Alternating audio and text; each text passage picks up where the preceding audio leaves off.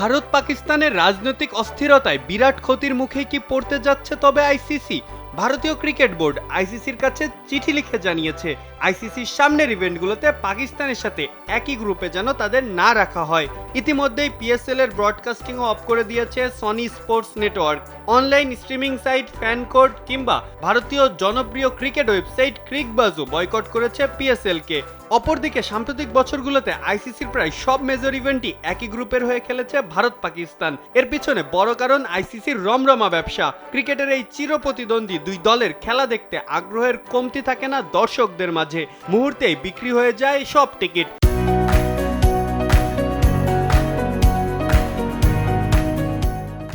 তাই তো এই বিরাট অর্থের ঝঞ্ঝানানি হাতছাড়া না করতে প্রতিবারই এই দুই দলকে একই গ্রুপে রাখার সর্বোচ্চ চেষ্টা করে আইসিসি। তবে ভারতীয় ক্রিকেট বোর্ডের এই সিদ্ধান্তে নতুন আইসিসি চেয়ারম্যান জয় শাহ যদি রাজি হয়ে যান তবে বিপাকে পড়তে পারে আইসিসিও। একে তো ক্রিকেট খেলছেই মোটে গুটি কয়েকটি দেশ, এর উপরে এমন বিভাজন হলে তার চাহিদা হারাতে পারে আরও।